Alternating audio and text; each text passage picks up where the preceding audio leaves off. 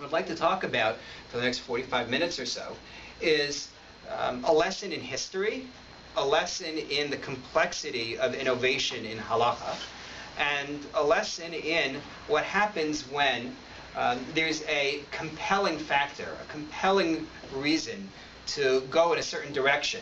And that compelling reason goes against very serious halachic considerations. So in other words, what we're going to find on the machine matzah issue is, on the one hand, some very serious halachic arguments against use of machine matzah, and then on the other hand, a compelling need that Jewish communities had to be able to use these new machines. And we'll see who won, which side won, and how that evolved. And all of this it involves some relatively complex issues. I'm hoping that we'll be able to do it justice in 45 minutes. If not, then not, but we're going to certainly try. The innovation of machine matzah began with basically mechanical rollers, not something terribly high-tech. Remember that in order to make matzah, the first thing you're doing is you're cutting the wheat, you're grinding up the wheat, you get your special flour that you're going to use, and then you take that, expose it to water, you have special water that you use called mayim shalanu, and you make a dough out of that, which you then have to flatten. You flatten it, and then it's put into the oven. If you've ever gone to the matzah factory tours, you know they put it into the oven, and then it sits there on the grate for a few minutes, and then you pull it out, and it's duly burnt. The initial machine matzah is simply matzah which has been flattened. Instead of having the older Russian women who I saw in the matzah factories that I went to growing up, who are rolling it out with their rolling pins very quickly and saying l'shem matzah mitzvah, l'shem matzah mitzvah, l'shem matzah mitzvah. Instead, what you had is the rollers flattening the dough. Now, that statement of l'shem matzah mitzvah means for the sake of matzah to be used for the mitzvah. The machines couldn't say that. This is before the days when machines could actually talk. So so what you had were mechanical rollers flattening out the dough, and no one is saying for the sake of matzah mitzvah, except for the person perhaps who pushed the button that got the rollers started. Now, over time, there were various improvements made, and the machines became more sophisticated, but that's what you have initially, and this is actually in the late 1830s in Western Europe. It begins there, introduced by someone named Isaac Singer of France. I don't know if he's associated with the Singer sewing machine, if that's Isaac Bashevis Singer. No, that's definitely not. But it's approved by local rabbanim there. It spreads in Western Europe through the 1840s. Rav Yosef Shaul Nathanson, a major figure in one of the major yeshivos of Europe of the time, approved it. The Tiferes Yisrael wrote a commentary on the Mishnah, approved it also. It spread in the 1850s to New York City and was accepted there as well. The controversy only begins about 20 years after machine matzah is introduced, when it comes to Eastern Europe in the late 1850s. And there it boils for a period of about 40 to 50 years. Boils, so to speak, as there's tremendous trouble, so much so if you take a look at your sheets, you see a tshuva responsive by Rabbi Ram Bornstein, the Avnei Nezer, in which he talks to the members of a community who actually fired the rabbi because he refused to allow machine matzah. And it will be an understatement to say the Avnei Nezer was not happy. He says, you can see the translation I did there, Hein Hamora Tzedek, the Rav of your community came to me with a great complaint. They cheated him of his livelihood, reduced his established income, his salary, and did other things, all because he prohibited the machine matzah. I inform you, he says, this is very evil in my eyes. The permission of the machine matzah, first of all, he says, allowing machine matzah, as well as the attack on the Rav for prohibiting it. And he goes on. I only brought you an excerpt from the tshuva. He says, I warn you strongly to return to the Rav as he was, and to nullify the evil practice of machine matzah. You will atone for the sin of the past and receive great reward from heaven for the future. He says, you better right this wrong. That's how strong this thing was, that the Rav could lose his position and the community could have tremendous strife. What's the issue here? Why is it that machine matzah was such a problem? So there are numerous levels to this. We'll see three. Number one, halachic concerns that, in fact, your machine matzah might be chametz.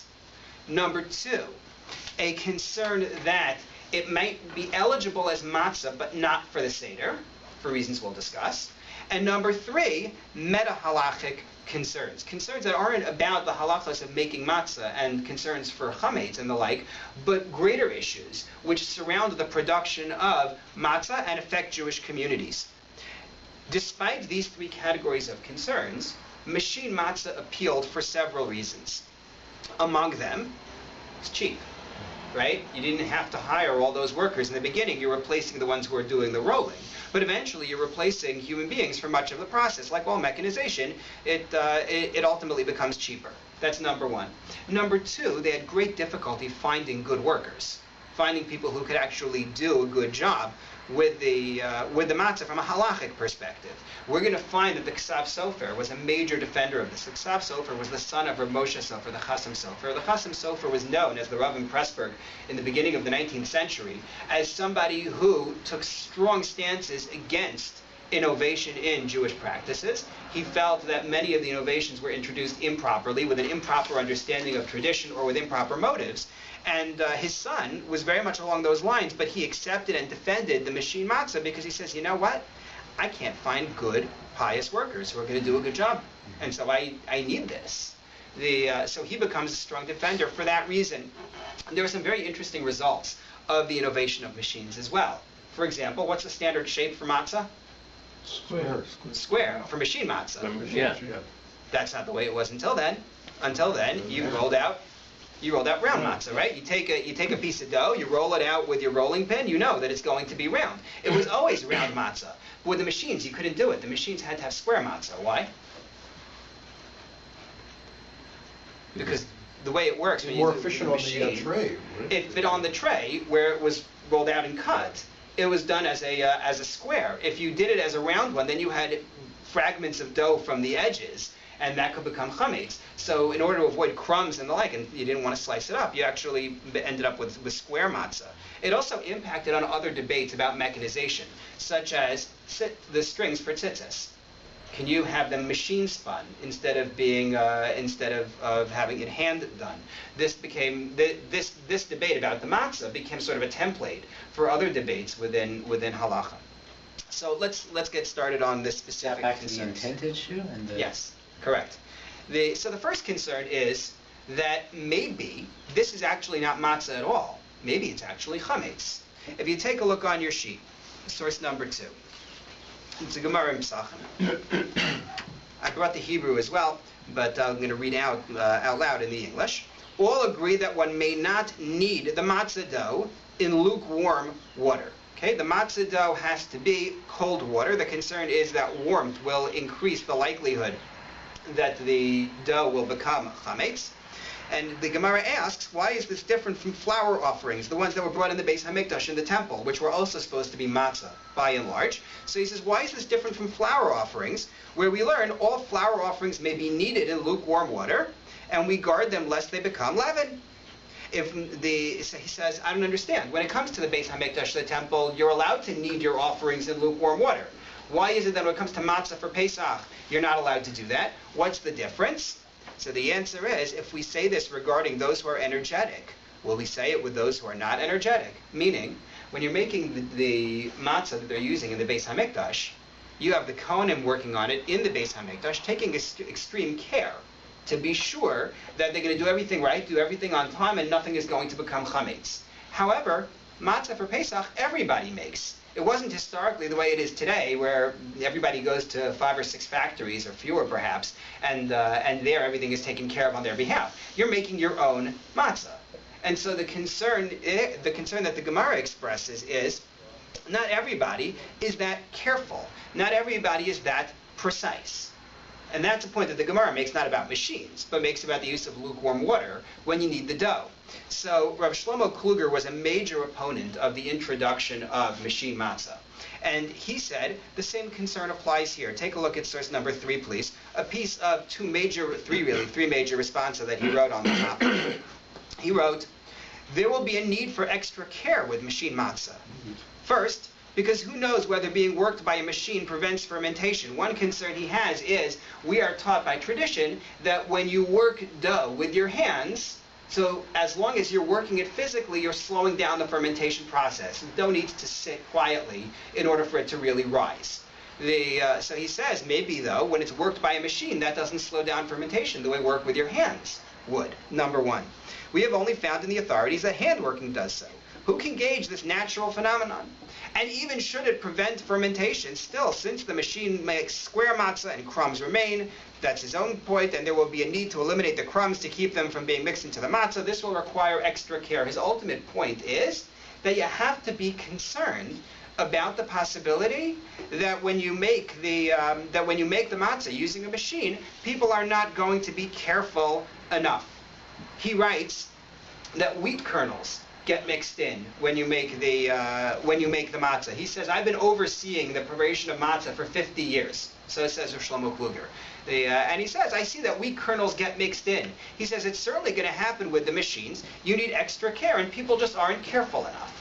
He points to the Gemara as a basis for that concern.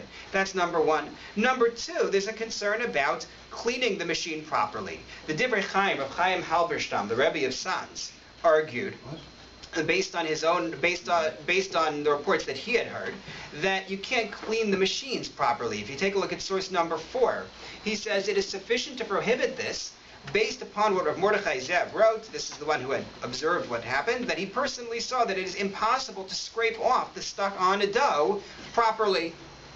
And he heard testimony from various people about the state of the machines, and he said you can't clean it properly. There's dough that's stuck on it. The dough is there past the initial run, and that dough rises, and now you have chametz. In fact, the Ksav Sofer, Rav Moshe Sofer's son, when he dealt with this issue, acknowledged that. He said, I can't get around that. That's a real concern. We really have to make sure that it's cleaned properly. Then there was another problem that was associated with mechanization. It's a sort of problem which you don't see in advance until you're actually doing this. And then it suddenly hits you, wait a minute, I have an issue, I have a problem. Ordinarily, when you're making dough by hand, so you have the people who roll it out, and they prepare the dough, and then the dough goes to the people who are putting it into the oven, right? You pass it along, one to the next to the next. And you can make sure along the way that you're not going to run into trouble in terms of a backlog of dough, because you modify your procedure as you go. So in other words, the people doing the rolling see that the people who are putting it in the oven are not quite ready for a new batch, so they don't make a new batch, right? You change what you're doing along the way. However, if you're dealing with a machine situation, the machines, certainly their machines, are not necessarily smart enough to be able to do that. And therefore, you could have a situation where your machine is generating more than is ready for the oven, and now that dough is just going to sit. That dough is not making it into the oven on schedule. And so that's an additional concern. Are you talking about the machines today, or when you started making? I'm talking about when they're dealing with this in the middle of the 19th century. So the beginning. Yes. So it wouldn't necessarily be the same. Would not necessarily apply to machines today. That's correct.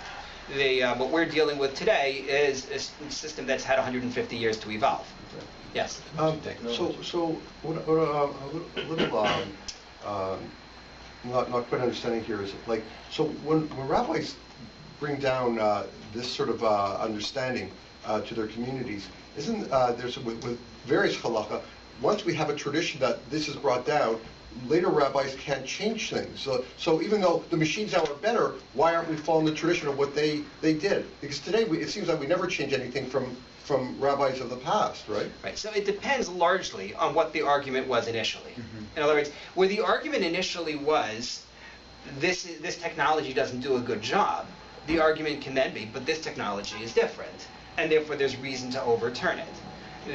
As opposed to where there are matters of minhag, matters of custom, where you say, well, this is in fact minhag, and then it's not subject to argument of, well, today the world has changed, today things are done differently. Perfect example. The Gemara talks about Yom Tov Sheni, the fact that we keep a second day of Yom Tov outside of Israel. And the Gemara says, but nowadays, and the Gemara talking their day says, nowadays, we all know what the right day is. We have Kaviyah Diyarcha, we have a fixed calendar. We know exactly what it's supposed to be. For us, there is no consideration of doubt. Maybe it's this day, maybe it's that day, maybe Rosh Chodesh was then, maybe Rosh Chodesh was then. Why are we still keeping a second day? And the Gemara's answer is, Minhag Avoseinu Biyadenu. That's what our ancestors did, and that's the Minhag. It's not really a gezerah, a decree of lest there be some problem. It's this is what we do. We keep multiple days. But this is what we do of making handmade matzahs. So that's exactly the question. Is it really a matter of minhag, or is it a matter of decree to correct a problem? And the way that it's been phrased so far, not universally, but the way it's been phrased so far is really, I don't think these machines do a good job, but you can show me a machine that'll do a better job, and then I'll have to reconsider. The thing is about the machine. Sorry. I was going to say that's except for the issue with respect to intent. Which doesn't change. We haven't gotten to the Right. intent issue yet, correct. But really, this is all about the machine. Yes. It's not good enough, it doesn't work well enough, there's going to be a problem with the this Correct. and the that. It's not the it's idea not of using it. technology. Nobody's saying, how can you use a machine? Well, some are. Because it's a The machine. intent issue is- We haven't gotten Yeah, there. but we're not there yet. That's not what we're talking Nor will about we yet. be. It was slipped in. I thought I heard it. In source number 5, you see an additional concern, which would apply to other technologies. If you take a look at Shlomo Kluger's complaint there, he says, further, in my opinion, the machine's friction causes heat, heating the dough via the great friction, and to me, this is an entirely bad effect. In other words, you're warming up the dough as you process it in these rollers far more than is going to happen when it's being processed by hand. So that's an additional consideration that he mentions. Now, in terms of what happens today, let me just fast forward to today, because these are very serious allegations. They're calling it chametz. You're not just saying don't use this for your Seder. You're saying don't use this at all. Get it out of your house. So take a look at source number 6. Rabbi Menashe Klein is a contemporary posek. And he was asked the question of, are you really telling me that this is considered to be chametz? Is that on that scale? Basically your question of, what are we doing today? And he says the following. He says, in my humble opinion, one who is in awe of God should certainly be concerned, but we should not consider a person who eats machine matzah wicked, as one who violates a karet level prohibition, karet being the penalty for eating chametz on Pesach. It's a very severe penalty. And he says, that's not the way I would look at it, or even a doubt of such, since he does it with rabbinic approval, or by family tradition, and there is no thinking this is the law, and there is no prohibition involved at all. He thinks he's doing something fine. God forbid we should not suspect him of other violations. The point that Rabbi Klein says is that it's not as though someone who does this is some kind of a sinner or some kind of a wicked person. He also does write separately. I didn't bring the entire response of the entire tshuva here. I had Rav Rothman copy enough paper. But he also says, we live in a society where we're so strict about other things. We're strict about glot. He mentions that specifically. We're strict about plenty of things. It's not the end of the world to be strict about hand matzah versus machine matzah. That's his. That's an additional argument that he brings. So is this source contemporary with the others? No, this is now. When I say contemporary, I mean today. So that He's writing nowadays and saying we should still be careful about not using machine matzah. He even still with the doesn't want. technology. Right. But he says it's not a matter of concern that it's really chametz. It's just we don't use machine matzah because there's a possibility that maybe. But he's not willing to really consider it chametz. He's already moved really into the realm that you're talking about, more minhag than gezerah, than decree. I need to worry about a problem. By the way, Yeah. there's machine matzah and there's something called machine shmur matzah. Yes. That would be the flour. That just indicates that the flour was guarded with intent to be used for matzah from the time that you cut the grain. But that would still fall under all the categories. It would still fit into all of this, correct? That will not That would not be corrected by anything that we're going to say. That's still an issue. Okay, so that's one set of concerns. It might be chametz. Second set of concerns is it might be inappropriate for the Seder.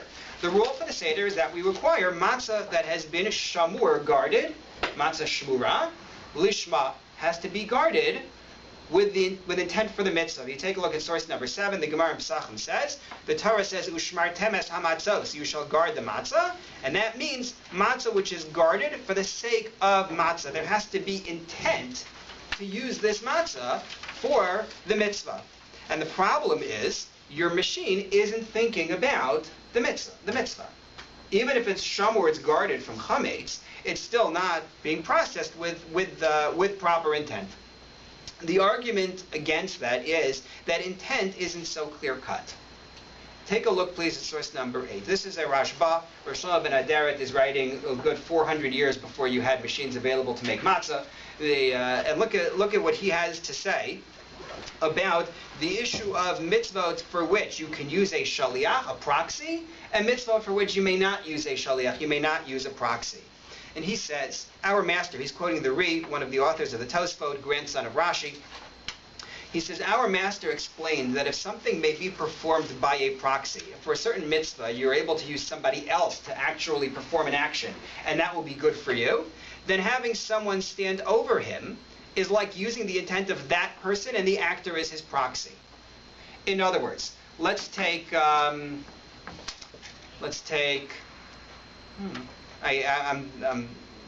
sort of going back and forth about which mitzvah to use as an example. Well, I'll take matzah. There's no reason for me to look afield. When it comes to matzah, I don't have to make the matzah myself. Somebody else can make matzah. Therefore, the argument goes, based on this Rashba, since I can use somebody else to make the matzah, if I stand there and I say, this is being done for the sake of the mitzvah, even though the person who's doing the work doesn't have that in mind, that will already be sufficient. Lishma, doing it with proper intent, can happen because of my intent, not necessarily his intent. That's the argument. And the argument goes, the same thing will be true of the machine. The machine doesn't have negative intent. It's not like the machine is thinking this is not for the sake of the mitzvah. The machine is not thinking at all. So therefore, I can impose my intent on what the machine is doing and say, my intent when I push the button is for the sake of the mitzvah. Therefore, everything the machine does is for the sake of the mitzvah. In fact, one I guess could argue that that might even be pure, because one's intent could change during the process. But once you set it off and push the button, there's no sort of touching that intent. Right. Theoretically, that argument works. I say theoretically because there is a catch. And the catch is that when you push the button that starts the machine running, you're not actually physically moving the wheels of the machine, right? What you're doing is what? What are you doing when you push the button that starts things going? You're starting the electrical current. You're starting electrical current? Well, you're completing a circuit. You're completing a circuit, right. Completing a circuit, perhaps it depends on what type of switch you're dealing with, removing something that was obstructing the circuit, which is even less. But I'm not doing the physical act of starting the machine going at all. And therefore, some argued, my role in the process is not really strong enough. What we require is koach adam. What we require is human force. That the human force should actually move it along. We're up to source number 9. Have you got any more spare sheets? Yeah, I believe so. I believe there should be some over there in the pile by the entrance. There could be one over there. So some argued you need more human intervention, you need more human action. And the fact that I push a button in the beginning and now it's going doesn't actually help me. Maybe I need the human to be involved on a greater scale. To which the argument came back from Rav Shlomo Shvadran, writing at the time when this whole debate was going on, that if you have people who turn a wheel and that will actually get the machine going, then maybe that counts. And frankly, it's no different from a rolling pin at that point. But maybe you could argue that counts. So you had this consideration of maybe it's not being done with real human involvement, and maybe it's not being done with proper intent. And then you had an additional concern. Let's say I won't use it for the Seder.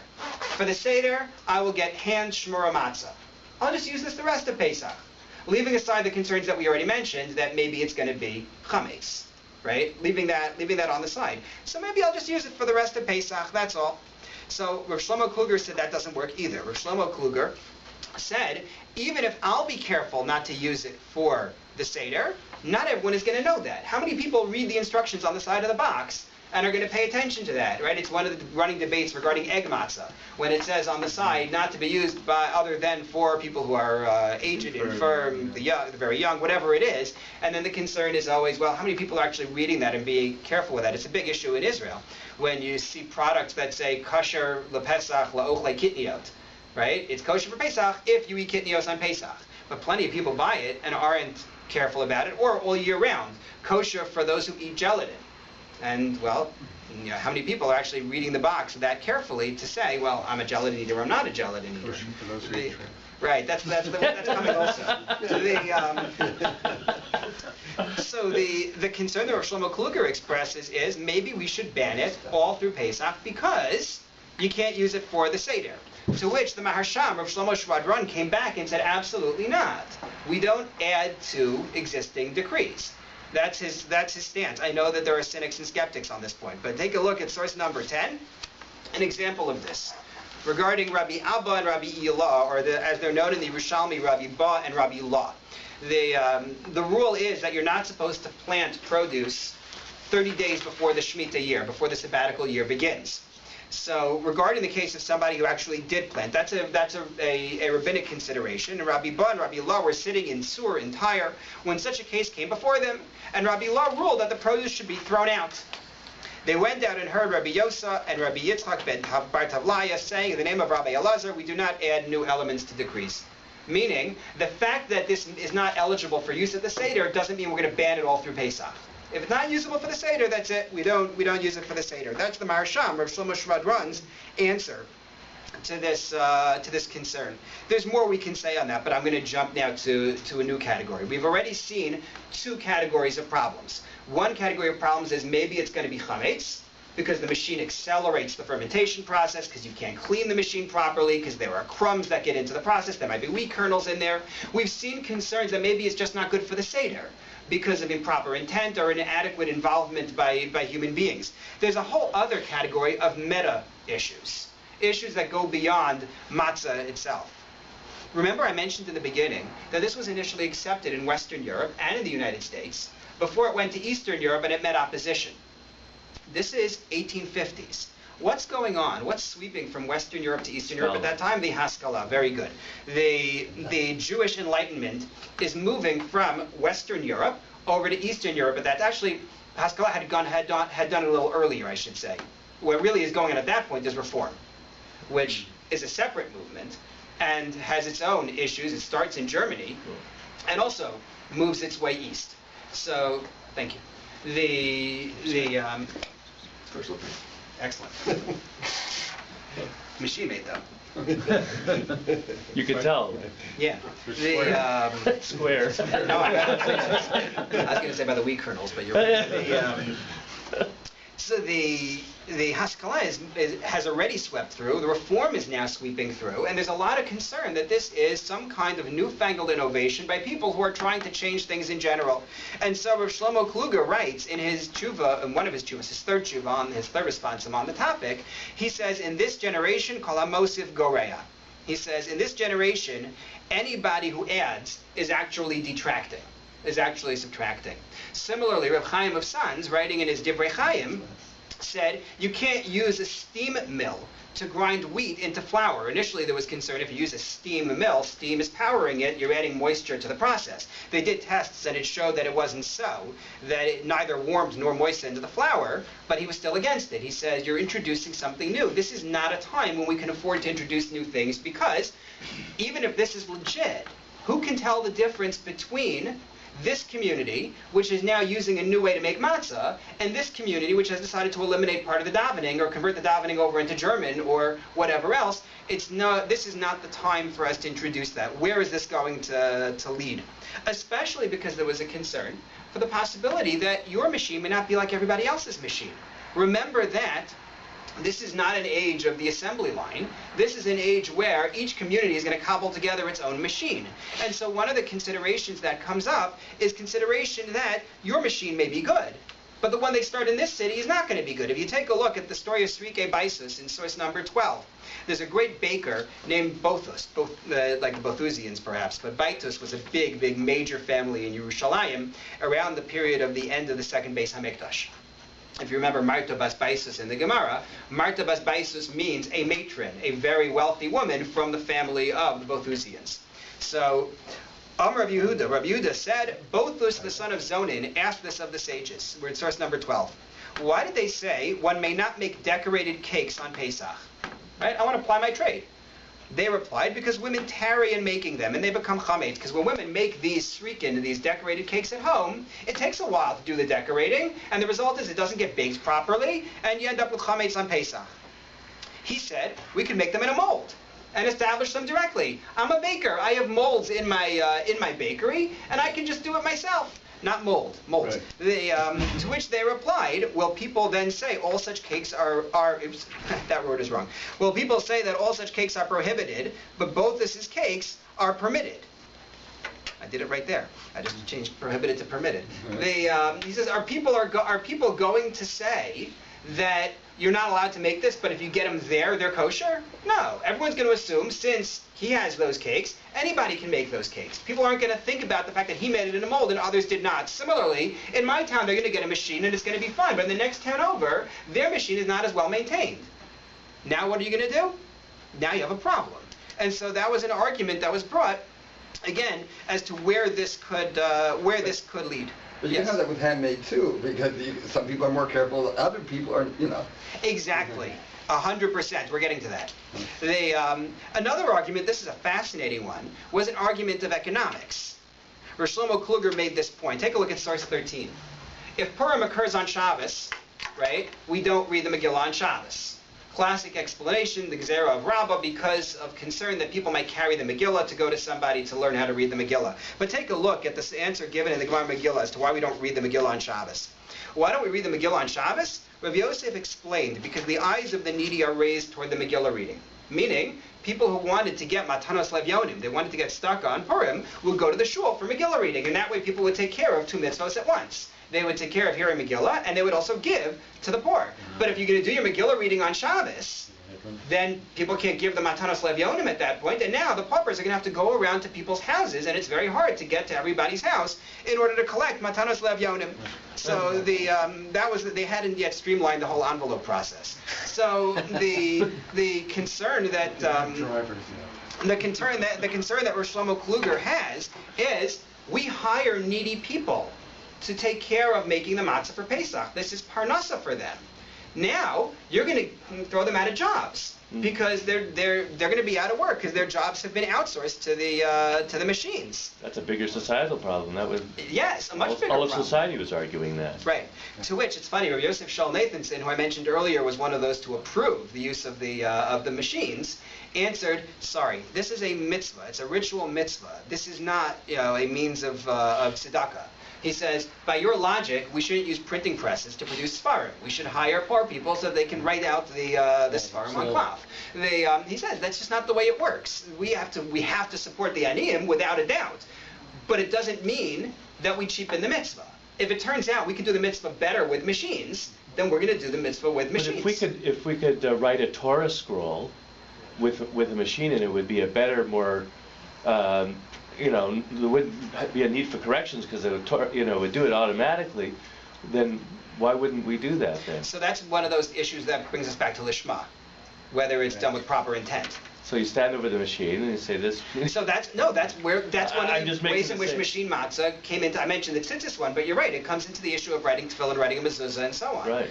It definitely does come up as an issue. Here's another reason for opposition that was mentioned, or Shlomo Kluger mentioned this. Take a look at source 14. He says, Minhag Yisrael Torah. The custom of Israel is Torah, and it's always been to use round matzah rather than square.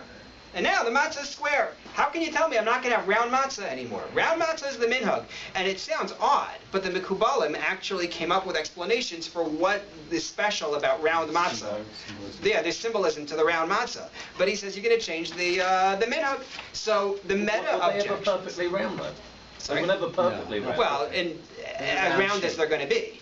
Right. I never did a pi r squared calculation on the matzah to see. But there's no halacha that the matzah has to be round, is it? It's a minhag. Okay, Right. wait. No, but this is the way we've done it. This is the way we've always done it, and we're going to You're saying continue doing it. Pi r squared? There's no- Oh, sorry. All right. So that's opposition for meta reasons. So with all of this opposition, it's a wonder that anybody's using machine matzah at this point. Because we have all these major reasons not to do it. You have arguments that it's chametz. You have arguments that it's not done with proper intent, such that it can be used for the Seder. We have arguments that it's gonna lead to all sorts of other reforms, and that it's gonna destroy the parnasa of the people who are making the matzah. Not to mention, the matzah is gonna be the wrong shape. How is it that it ended up happening at all? So take a look at source 15, please. The Ksav Sofer, what he had to say on it. This again is the son of the Chasam Sofer, and he says, I didn't want this either, but I had no choice. He says, I did not wish to inject myself into this, which is new to me and which I have never seen. As a general rule, I withdraw my hand from creating novelties. However, times have changed in the past year, and Jewish workers are not found as they were in the past. And the workers we have are of the worst, bad and hasty, and they do not listen to the supervisors, and they have caused uncountable errors. Because of a lack of even people like these, I can't even get the subpar workers. I have needed to approve the use of non-Jewish workers, right, with a Jew standing over them saying this is for the sake of the mitzvah. Other than for the matzah of the mitzvah, the Seder matzah we're not using them for. But everything else we are. Because of all of this, after a great deal of persuasion, he says, I agreed to have one machine brought here many weeks before the time to bake matzah, to examine it and see its nature and its product. My court, my beis din, and I went to the bakery. We saw its deeds, and we stood for many hours until matzah were baked, and we agreed to bake with it when we saw that all was done with greater alacrity than with human workers, and it is possible to supervise the few workers involved. He says, you know what? we're getting better matzah this way. At the end of the day, with all the objections about what could be and what might be and what's going on in this community, what's going on with that community, the bottom line is that this makes better matzah than the handmade matzah. Better from a kosher standpoint. Better from a kosher standpoint. We're not dealing with taste, right? Because you lose the taste from the people's fingers when you make it by machine. But he says that it's a better product. And ditto for other poskim, other authorities who wrote about this said we don't really have much of a choice. The response back, because that didn't defeat all the opposition, is in source 16. Rabbi Bornstein, the Avnei Nezer, says, not so fast. One who will permit in one city, because he fears that otherwise people will come to worse problems, right? Meaning, you say, well, it's better than having the hand matzah, has no substance in his words. Even were there validity to such a concern, would we tell a person to sin so that others would gain merit? Since this is a complete violation and very strict for us. In other words, he says, better for you to go out of the way to get good handmade matzah, make it yourself if you have to, rather than permit the machine in order that other people should get good matzah. You know how to make matzah. You make matzah yourself. You'll do it right. Don't permit the machine for the sake of others, because you're sinning in order to benefit them. That's his response. Yes. I just want to ask a question. What I'm a little hazy on here is about the fact that with this issue about the workers of trying to find good workers for it. Why would this be any different from that than people who are watch over and making yayin? You know, so why workers just for the matzah here would be difficult to find people who are have the good intent or who are because I think it's a matter of the work you're expecting of them. When it comes to the wine, you just have them stand there and process grapes the way people process grapes, and the workers aren't just supervising; the workers are there. You know, they're making wine. That's what they're doing. Here, you're talking about having them pick out every little crumb of dough from between the rollers of these, of these primitive early machines. There's a much greater concern for laziness. But that also might be a year-round job, making wine. I mean, you're talking, you hire people for Pesach for 1 week or a few months before 1 week for 1 week. That's correct.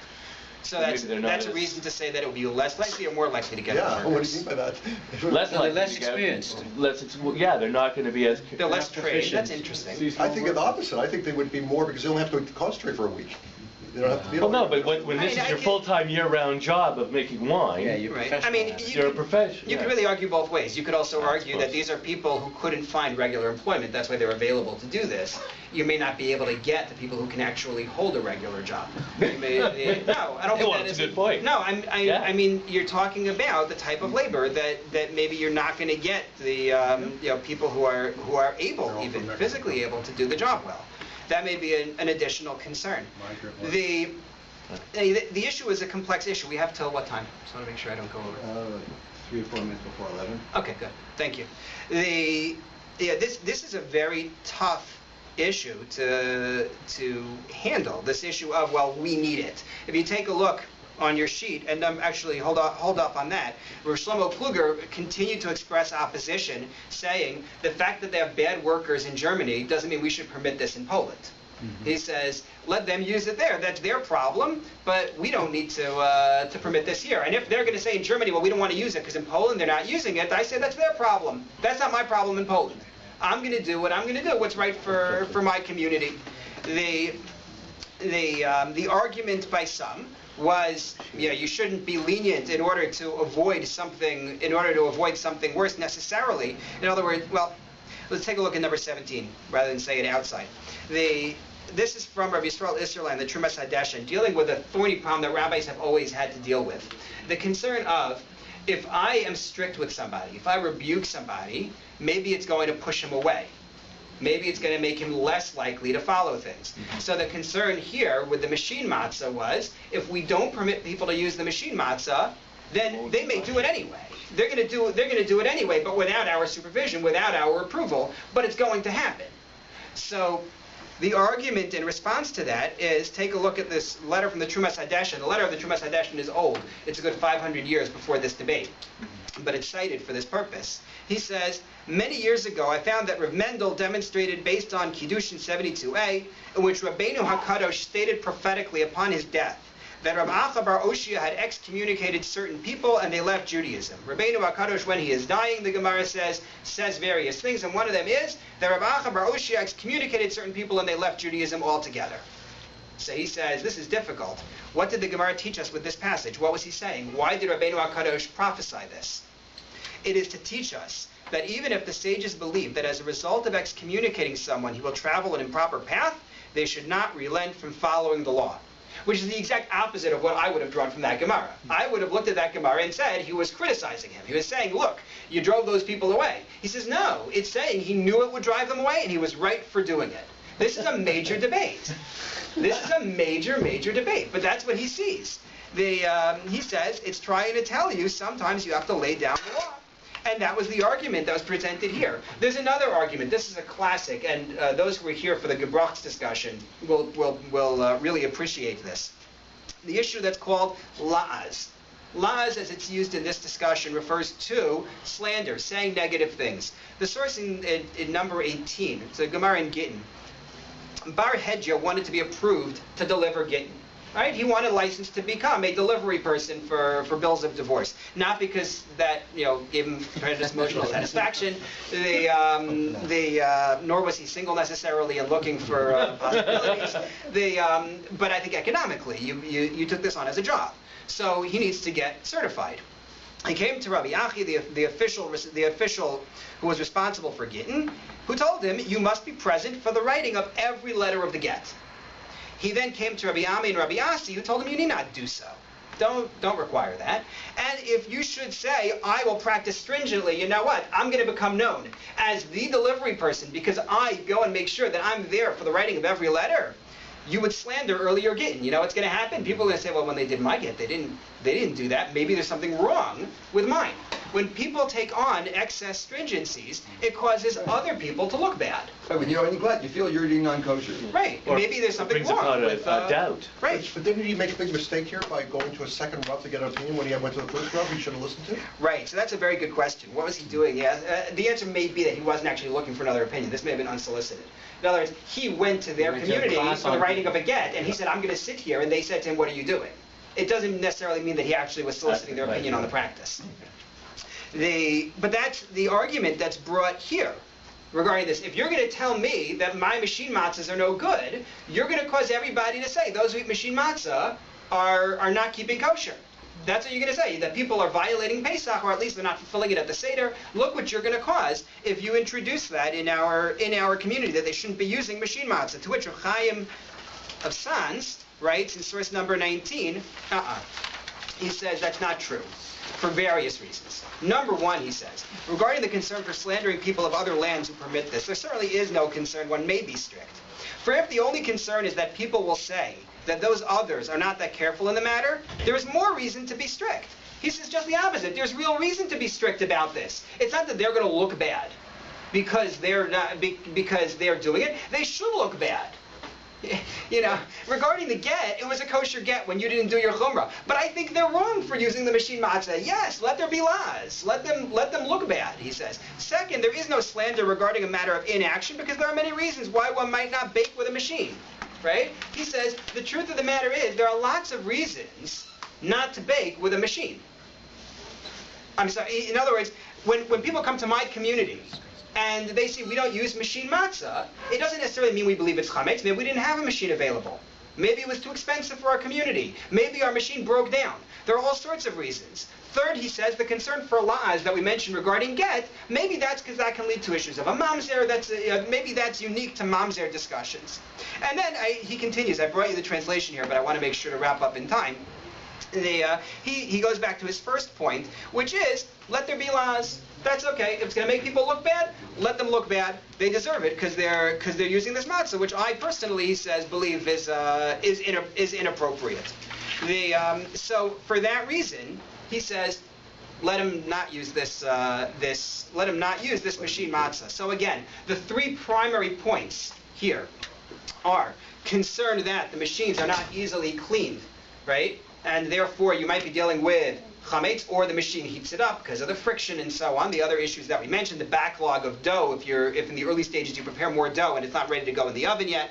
The second issue of, is it prepared by people, by the agency of human beings, with proper intent, such that it could be used at the Seder? And then the third, the meta issues, the issues of people being unable to distinguish between what is a good reform and what is a bad reform, or possibly bankrupting the people who depend on this for their livelihood. And then the concerns in favor of doing it, we need it. We can't find good people to make matzah, and this makes good matzah. This makes matzah that has halachically good. Again, aside from the taste, this is making matzah that's halachically better than the alternatives. It's a very interesting confluence of history and halacha and community dynamics in this issue. And in the end, of course, what happens is that by and large, notwithstanding Rabbi Menashe Klein's tshuva, where he said that it's a good thing to be strict for, by and large, machine matzah won. Because it ended up being accepted. Personally, I only eat the hand matzah, but I happen to like the hand matzah, so I have an incentive. But in terms of people's practices, by and large, people did adopt the view that was expressed by the Ksav Sofer, that ultimately this makes better matzah than we're going to have otherwise, and it's halachically better for us to end up using it. Certainly, as machines improved, that tended to be the sense that people had. There's one other issue which I just wanted to take a second to mention because it provides a nice closer to the discussion, and that is the idea of involving yourself in the mitzvah in general. If you take a look at source number 20. The Torah describes the Jews leaving Mitzrayim with the matzah bound up in their clothing, right? The tzuros b'simulosam al shechmam, wrapped up in their clothing on their shoulders. So Rabbi Nassan asks, didn't they have animals? We know they had animals. We know they left Mitzrayim with all those animals. They're listed in the Torah. Why didn't they put the matzah on the back of the animals? What's the matzah doing on their shoulders? So his answer is chibuv ha-mitzvah, love of the mitzvah. But the Jews loved the mitzvot, and they went and did it themselves in order to receive reward for going and doing. They wanted the schar for doing it themselves. They demonstrated love for the mitzvah. This is quoted by the Rosh. It was the Rosh's own minhag to go and stand there with the people who were making the matzah and arrange the dough himself. His son, the Tur, brought it in the Tur, his code of law. The Maharil discusses this, the Rokach discusses this. They all say that there's an ideal idea of you being involved in the mitzvah personally, which you lose when you separate out with the machine. So that even when we come up with technological innovations which help us to reduce our role, it's very important that we not let the mitzvah become antiseptic. We not let the mitzvah become something that's separate from us. Someone else is taking care of it. It's important that we retain our own personal involvement. And in source 22, and then I'll answer the question, but source 22, the Gemara actually presents this as one of the definitions of lechem oni. There are various explanations for lechem oni, bread of affliction, bread of oppression, and all that. But the Gemara mentions ma darko shel ani. What does a pauper do? The guy lights the fire, his wife bakes. So too here, that's what we do with the matzah, that we try to get involved with it personally. Yes? No, I was just going to ask, in terms of modern times, did actually somebody come and make a summary Pesach, like Rav Moshe or somebody, more in our times, to actually say, this is why I will accept it, because I'm assuming he accepted it as okay. I'm assuming that. Yeah. I don't know that. I'm asking you.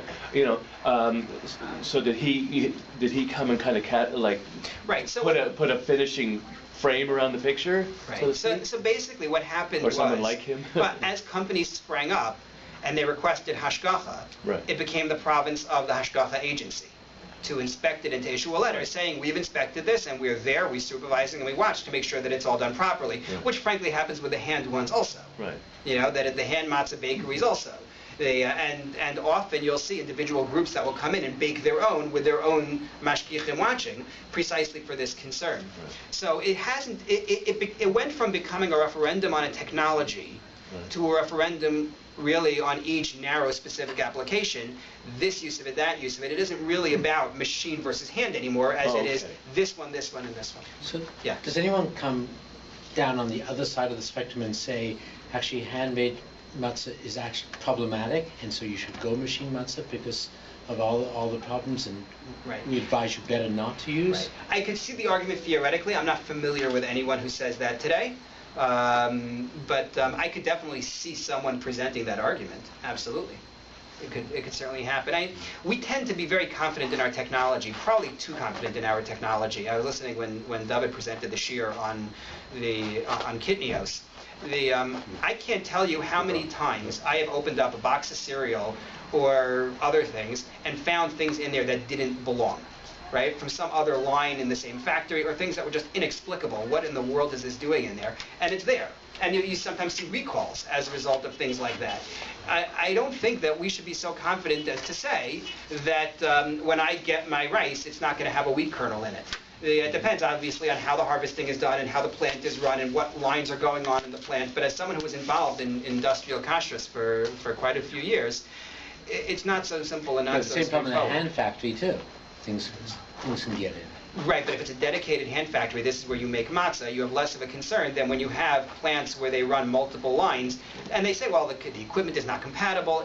There are lots of safeguards in place. I'm not now telling people that everything is treif, but just that we shouldn't become so confident in our technology and say, well, yeah, this is it. There's, Kitnios is a bygone thing, or hand matzah, machine matzah, What is about no different. what about $23 a pound? For 8 days, if you hold, you want to eat it. Makes for someone the full- Lechamoni then. Right.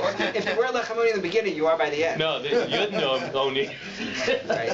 All right. There's a program going on at 11. Shkaya, thank you very much.